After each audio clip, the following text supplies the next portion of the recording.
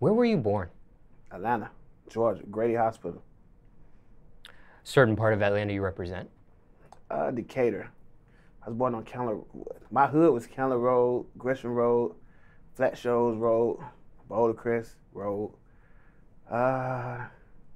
Glenwood Road. So I was born on the east side of Decatur, and I literally moved around from each one of those roads I just named. I lived on each one of those roads. We never moved out of Decatur until I got grown. And you reside in Atlanta today? I still reside in Atlanta. Yes, sir. Now, what was that like for you growing up? Where you're from? Paint that picture for us. In Atlanta, it was like you had to learn how to survive. You had to, in Decatur, let me say, you had to learn how to survive. We didn't go to the west side too much. We stayed over in our side of the town, which was Decatur. And you know, we had all the gangs and stuff. We had all the Bloods, the Crips. We had the different neighborhoods and stuff, but we just adapted to it. You know, we just knew where to stay in our lane. So it wasn't bad at all. Did you ever join one? I plead the fifth. Okay. Growing up, did you come from a two-parent household? Yes, my dad was the pastor and my mom was a working young lady. And are they still together today? Yeah, but my dad is deceased, so no. But they was together till he passed, yes. So that was like 22 years. I was 22 when my dad died, so that was 10 years ago. How did he pass away, if you don't He had a mind massive heart attack. Mm. Yeah, so he just kind of went quick. Is that something that runs in your family? I'm not sure. I would say yes, but I'm not sure because all his brothers and sisters still alive. So that's here nor there. I don't know for sure if that's what running our family. Because of the way he died, a heart attack, are you cautious with your health, knowing that he died that way, or no? Big as I am, all my friends will tell you I still work out every day. You know, I still eat, but I work out every day. Was that something you always did, or was that something you took an initiative of after your father passed? That's something I took an initiative of when my dad passed away. Yes. Was that the most impactful death in your life at this point? Yeah, besides when Bankroll died. When Fresh died, I think that took like the place of my dad being dead. When Fresh died, because we were so close and we came in the industry at the same time, 2015, like that was my break. I was born in the industry in 2015. So I think when he passed away in 2016, that kind of took like a big toll. It kind of surpassed my father because I hadn't got used to my dad being dead. So now I'm just getting used to, you know, Fresh being gone. Do you remember the first time you met him? Yes, him and Leland Austin, beyond LA, down in Zaytoven's basement. You know, me and Zay had got real close. And of course he started introducing me, Zaytoven started introducing me to all his friends. And you know, me being the guy I am, a cool kid, everybody likes me. You know, you don't hate Cassius unless you just a hater. I'm not the type guy that you want to hate because I'm the one that blessed the streets. I'm the one that give the streets what they need. When they couldn't get Zaytoven, they knew they could get Cassius. So I was never the hated type. So Fresh and Leland kind of like cling to me. So when Zay would close the studio down at 8, because we'd probably be up from 10 in the morning to 8 at night, I would go by the studio. Everybody pull up on me. So, yeah, I remember the first time me and Fresh met and we kicked it. And it was a good chemistry and instant chemistry? Instant. As soon as we got together, it was instant chemistry. I don't want to put Fresh on a Pee Wee Longway track because me and Longway always been close to Pee Wee Longway. So I was the one to introduce Fresh to other people. Mm. Yeah. And it just blew up from there. That was the first beat he jumped on of yours? That was probably the third or fourth beat because we practiced a lot at Zaytoven House. But that was the first beat he jumped on when it was in my studio, in my presence, where I had the session and where I sat there and recorded it. It was the first song. It was called Baller Like a Hot Boy. And that was the first song that he blew up off of, and that was the first song that got me street cred, where I blew up off of. So when you say earlier in this segment you were born in the industry in 2015, that's the song? That's the song that took me off. Okay. In the streets. You know, I had Justin Bieber placement in August. I seen it, but that didn't do nothing for me in the streets. I just took care of the family. You had that before? Before, yeah, okay. I had that before the Bankroll Fresh. Yeah. Now, when Bankroll Fresh passes away, he gets shot and he's killed. How were you notified of that? Zay was the first one to hit me up. Zaytoven texted me and said, Fresh got shot. I said, oh, cool. I was like, he'll be all right. He's like, nah, he's dead. And I was like, oh, shit. And I started calling like all his families, his dad, K. Rich. I just started calling everybody then. I found out that my boy was gone. Did you attend his funeral? Yes, sir. That wasn't your first funeral ever. Nah, I'm a church musician, you gotta think. I'm a musician, so I don't play at plenty of funerals. Did you play at that particular one? Nope. I don't even think I even tried to because there's just too much going on. I didn't even want to go up there. How did you cope since he passed away? I just got closer with different artists. So, you know, I just put myself around people that reminded me of his spirit, that had kindred spirits, like Thug, and Pee Wee, Young Dolph, 2 Chainz, people that we was already around when he was alive. I just kind of like clinged to them a little bit. And Pee Wee was the one kind of like won my soul, won my heart over, so I got real, real close with Pee Wee. I know your father was the first impactful death, and then the Bankroll Fresh one kind of surpassed that one, as you mentioned. With these types of deaths in your life, ever sought counseling, ever sought therapy for this stuff? Nah, when you growed up in the Christian background, you got faith. So you just kind of let that stuff go. You know, you just let it be what it was. You kind of just take that God don't make mistakes, and you just let it go from whatever it was meant. You just let it go. You just, you know, just stay off and around it. You just keep yourself off and around it, but you let it go. You don't need counseling and stuff. We was born in the street, so we seen people get killed all the time. That ain't nothing. It's just losing a friend, having a friend gone. That's the part you cope to. That's the part that hurts you. Just like, not the part that you got killed. Just like, dang, I never see my buddy again. You know, we used to people getting killed all the time. But the death part of just knowing your friend was the one who got killed this time, that's the part that you kind of just, you know, you just live with it, but we don't need no counseling or nothing. Don't feel like you need it at this point in your life? Nah. Now, let's say somebody's going through the death of a close friend. I know circumstances could be different for everybody, but anything you would say to somebody watching this interview, going through those motions themselves? Just let it all out. Shoot, do what you're gonna do. Cry, let it go, and you know, just remember all the good times, and live off all the good times. The hell with the bad and what you heard and what it could have been. Just live off the positive energy. You know, represent. What do you miss the most about him? I miss his laugh and his dance. We used to do the same little dance, but that's probably it, just the dancing and the laughing. Even when the beat went hard, he'd still try to go in there and rap on it. Just because he just believed that everything my boy do, everything Cassius do hard, or everything D. Rich do is hard, everything Zaytoven do is hard, you know. That's what I miss. Just, you know, his confidence was just like out the roof. Do you have a favorite memory of him? The favorite memory, I seen it on YouTube or something. I seen it somewhere floating around Instagram when we doing Ballin' Like a Hot Boy.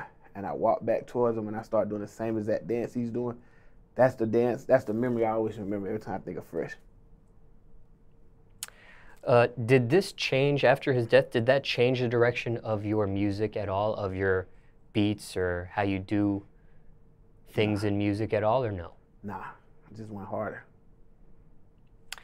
Is there any unreleased music of him on your beats that has never come out yet? A whole lot of songs that me and Zay both have that we just refuse to put out, just out of respect of his parents and what they got have going on. But it does exist? Oh, yeah, it definitely does. Care to share how many songs? Probably about 50, to be honest. Wow. That boy was like, Pop, he'll come over to Zay's house and just record and leave. It's a lot of music. There's a whole lot of music. No lie. He'll come with Tracy T. They'll do songs together that people haven't heard. QuickTrip, they'll do songs that people haven't heard. Gucci, if I'm not mistaken, they got songs at Zay Basement that Gucci done did that nobody has heard. For real, he was like Pop, he recorded a lot. Now, when it comes to your parents, and you had a 2-parent household, looking back, hindsight 2020, did you appreciate that, having a 2-parent household? Yeah, now that I have kids of my own, yes, I appreciate it. You know, because that's one thing my kids didn't get, was a two-parent home, like 2-parent living together in the house. So yeah, I appreciate it because the discipline I have and the teaching that I was brought up in, the faith I have, the religious side of being a kid and being grown that I had, you know, I could never get that to my kids. So yeah, I enjoyed it a lot. Before your father passed away, what do you think your parents' secret was of staying together that long? Putting God first. Automatically just putting God first. Now, growing up for you, financially, how did you grow up? I know in the American society, people get put in classes. Poor, lower middle class, upper middle class, rich. Financially, how did you grow up? Middle class. We wasn't poor. As you see, we ate good. So we wasn't poor at all, you know.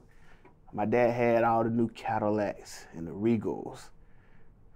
What else? The new Fords and the Chevys. So we wasn't poor. We had the big house and then to the little house, back to the big house. So we wasn't poor. We was like middle class.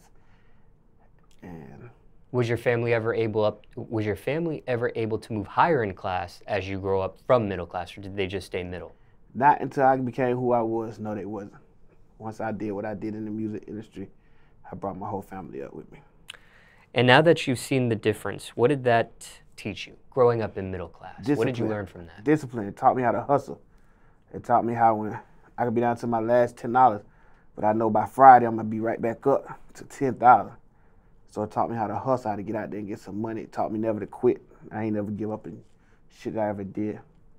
Even where it's a new generation of kids that might not even know me. My goal is to just let them know who the hell I was, but I'm going to keep getting it. So it taught me a lot of discipline, a lot of work ethics, and a lot of respect. You know, shit that these kids don't have these days. Respect, a hustle, a real grind. Not that grind where you go rob a nigga, take his chain, his watch, and you only up for 2-3 days for a nigga rob your ass. Not that type of shit, but like a consistent, real hustle. Like some real hustling and shit. Going to get 2-3 jobs, like real hustle. Playing at church and shit, selling weed. Once you get out of church, you might go sell a nick bag or a dime quarter, you know. We did that type hustle. We hustled. So that's what, you know, that shit taught me, hustling. Somebody watching this, maybe they're living in middle class right now themselves. Anything you would say to somebody watching this interview going through? Yeah, that ain't your ending. That's just the beginning. Don't make that your ending. Don't get caught up in that little, what is it, the little cult. Don't get caught up in that, because that's not your ending. You could be whatever you decide to be. You could go get it. You know, however you get it, you could go get it. When it came to earning money for yourself, how young did that start for you? 19. I went on my first tour when I was 19. I started making like $1,000 a week playing at church when I was 19. You know, I played for different various gospel artists to the rap artists to R&B artists. I played for a lot of people when I was 19. I learned how to hustle with my piano skills, my keyboard skills. I learned how to play with bands. I learned how to play with different gospel groups and play at different funerals and weddings. I just started hustling when I was 19. I knew music was the way out. How'd you learn how to play the piano? My dad taught me how to play the piano. My dad was a singer, so he bought me a piano or whatever, and he just told me to go in the room. This when YouTube had just came out. He was like, go in the room and look up how to play piano, how to play gospel music. And then we have his buddies and stuff send me like little cassette tapes or little DVDs showing me little tricks and stuff. So I learned it in my house, in the room, off the computer and off cassette tapes. I ain't take piano lessons and none of that stuff. Did you say what age that was when you did that? I was 14 when I started. Okay. 14. And what drew you to the piano exactly? Because you could have played any instrument, I imagine. I don't know. I guess it was just the whole. In church, the piano players are like the most important people. They're like the ones that control the environment or the atmosphere or control the band. And I always wanted to be in the head. I ain't never wanted to be the back nigga. I ain't want to be the drummer. I ain't want to be bass player. I always want to tell people what to do. So that drove me to being a piano player.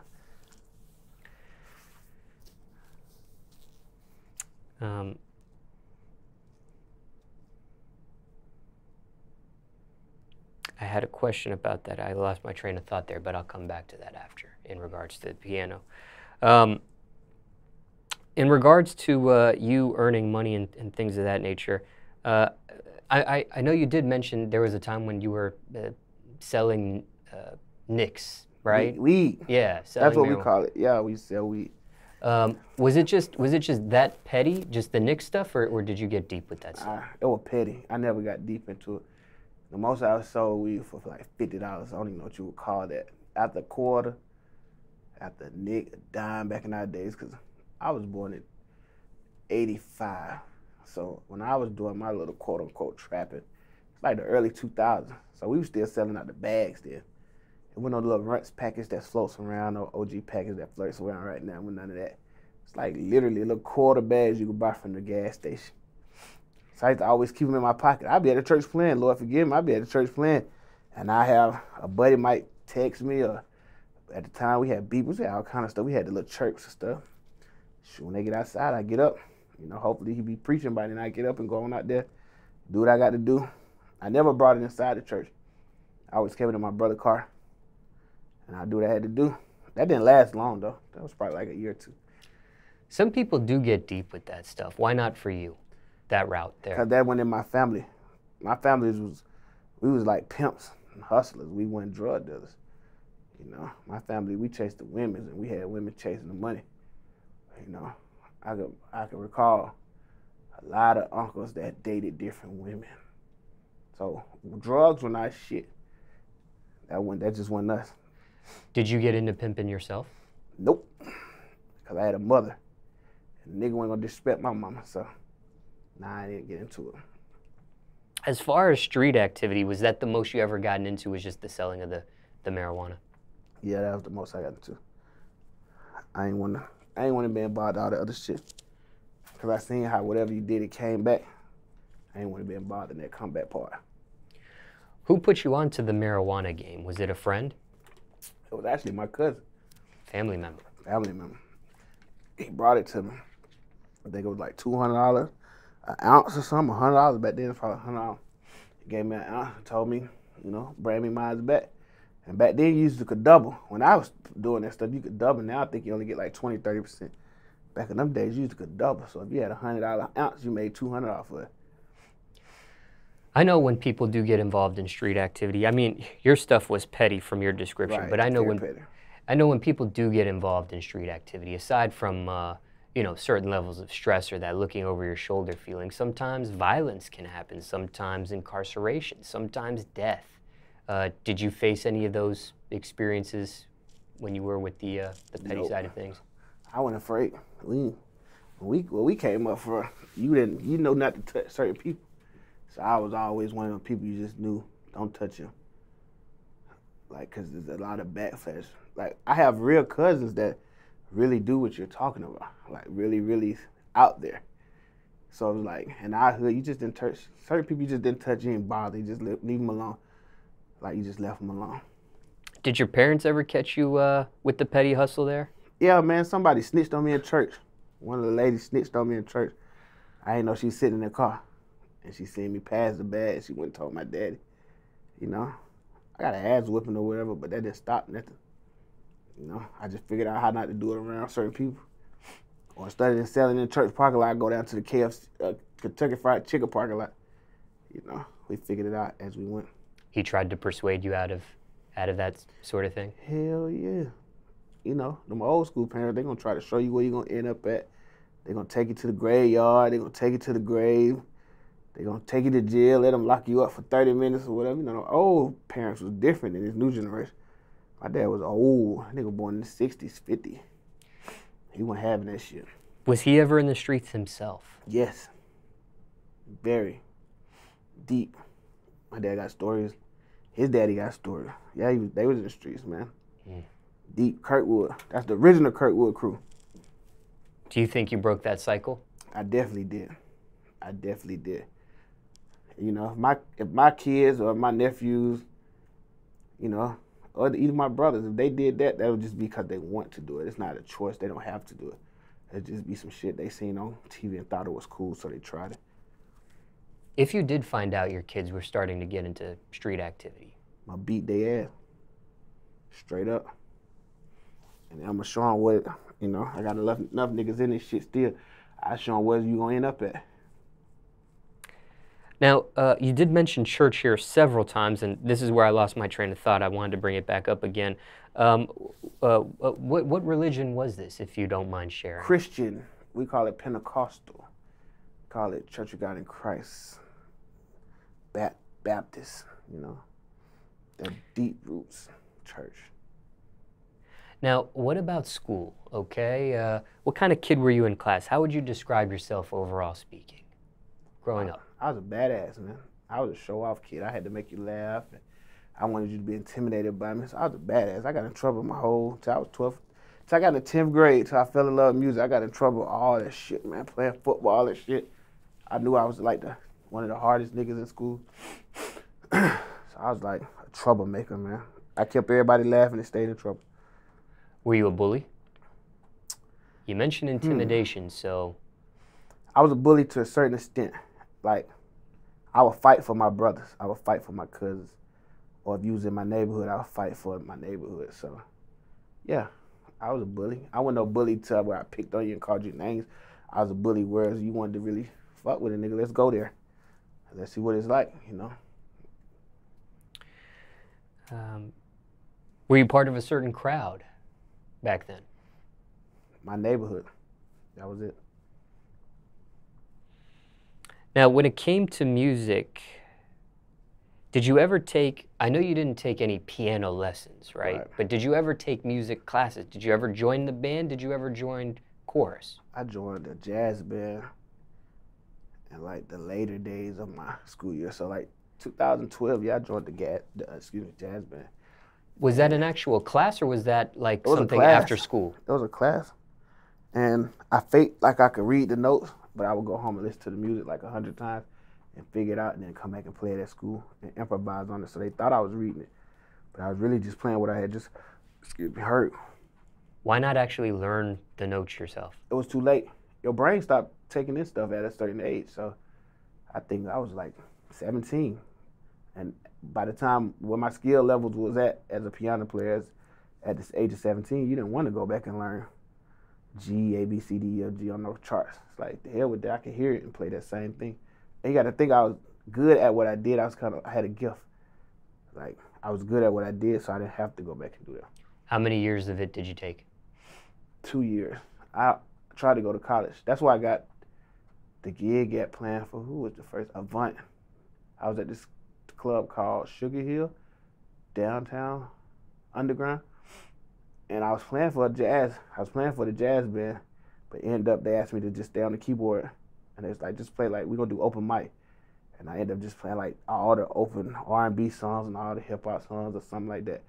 And the nigga walked up to me, was like, I'm Avant's manager or whatever, so would you like to audition for our band? And that's how I got the first gig. And you actually became a part of his band? Actually became a part of his band.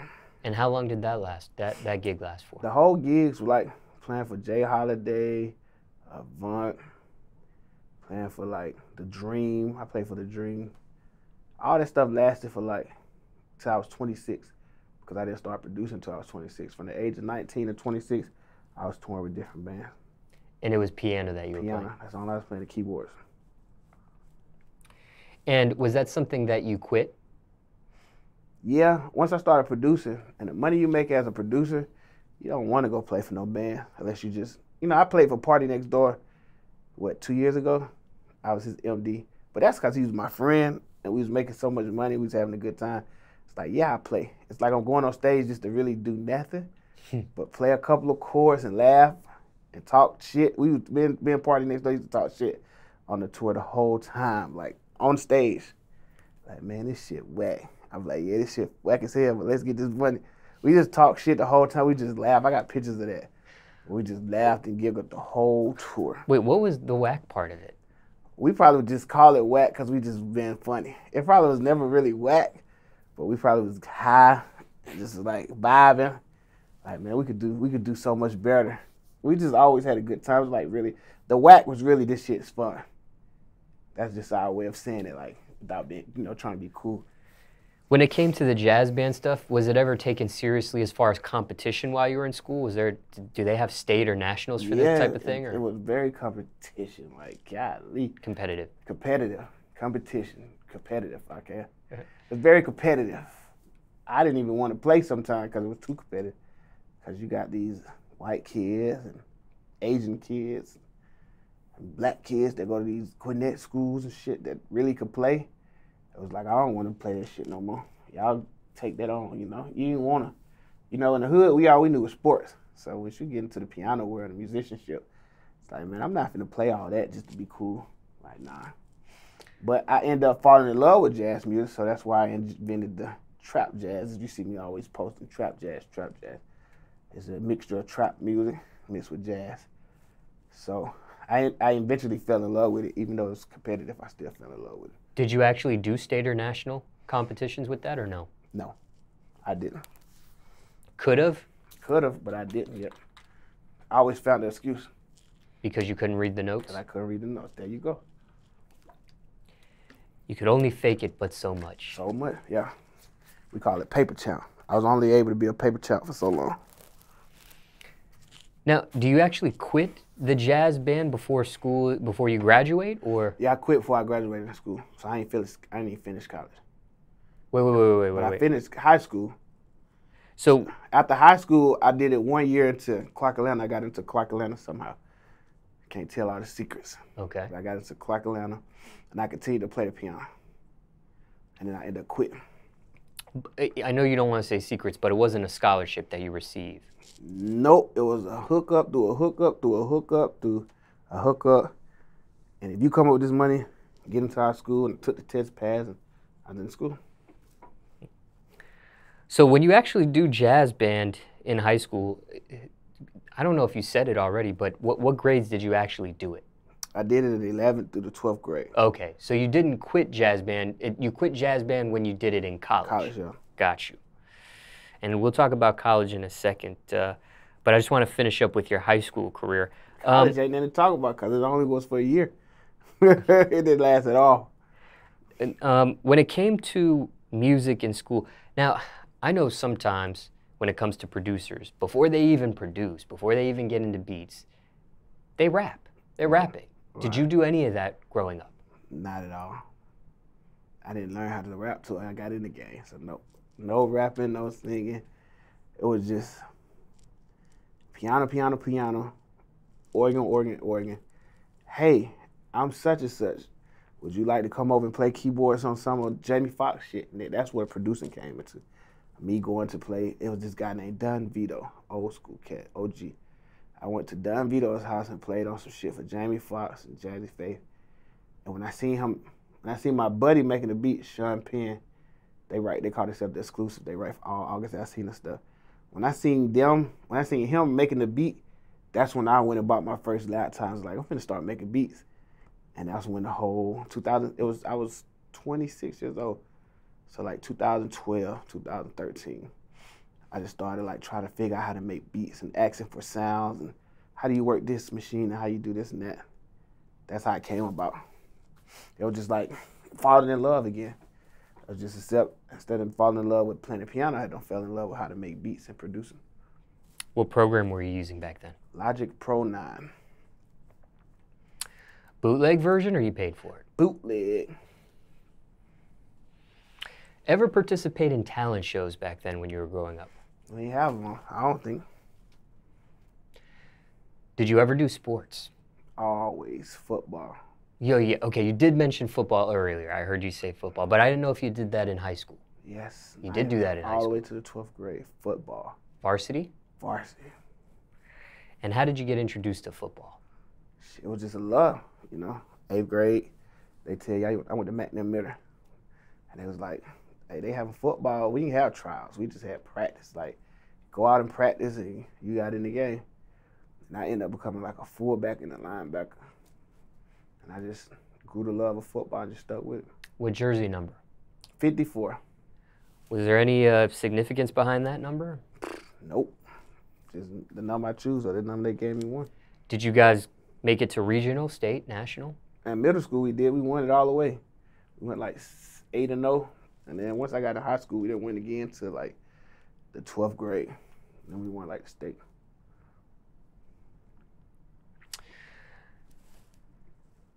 Now, you graduate high school. Before you graduate high school, they have these things called senior superlatives they give out in the yearbook, right? There's these like fun awards, like most likely to succeed, best dressed, biggest flirt, things of that nature. Did you ever pick up one of those? Class clown. You were? That's all I was, a class clown. Still living up to that award today or no? No. You probably never see me smile, really, if I'm outside. I ain't got nothing to play about. Real life. Now, you do attend Clark Atlanta after that. Right. And it was a secret how you got there. Mm-hmm. But just curious, does that school have a reputation? Colleges, universities, they have reputations. Did that college have a reputation? To be honest, I wasn't there long enough to even figure that part out. So I couldn't even tell you if they did or not because I wasn't there that long. Mm. I was only there enough just to learn what I learned when it came to playing jazz. I was out of there. And your reason for quitting was? I went on tour. What was your parents' reaction to that, you not doing college anymore? They didn't care. Education wasn't like the biggest thing in our family, so they didn't care. If you would have stayed in school, do you think you would have ever joined a fraternity? No. Not at all. Why not? Just not intrigued by joining fraternities and stuff like that. That stuff don't excite me. Just curious there. Hindsight 2020, looking back at your life, did you make the right decision? Definitely did. Definitely made the right decision by following God and quitting and going to play on the road. I definitely did. Now, you did go on tour for several years, but did you ever have a regular job growing up? No. Never applied for an application or any of that nature? Nope. I think I probably, nope. I ain't never had no job. Music, that's all I knew. When it comes to your family, we talked about your parents. What about as far as siblings? 2 brothers, truck drivers. Older, younger? Both older. I'm the youngest. You are? So both older. What's that like being the youngest on the ladder? It's a lot of pressure because they look up to me now. So it's a lot of pressure just upholding their name and keeping the legacy going, you know, and helping them out, you know. Like I said, they really look up to, my brothers look up to me. They're probably my biggest fans. As a musician, producer, or whatever you want to call it, they're my biggest fans. Somebody watching this, maybe they're the youngest of their family. Anything you would say to somebody, the youngest of the family? Strive to use them as an example. I use my brothers as examples. I seen where they made mistakes and it's like, I'm not going to do that. And I use my whole family as the examples. Like certain shit I see my uncles and cousins doing. I was like, I'm not going to do that. I'm going to do something different. Just so I can be better in life, you know. I used everything as a trial and, I'm not going to say tribulation, but just a trial, learning experience.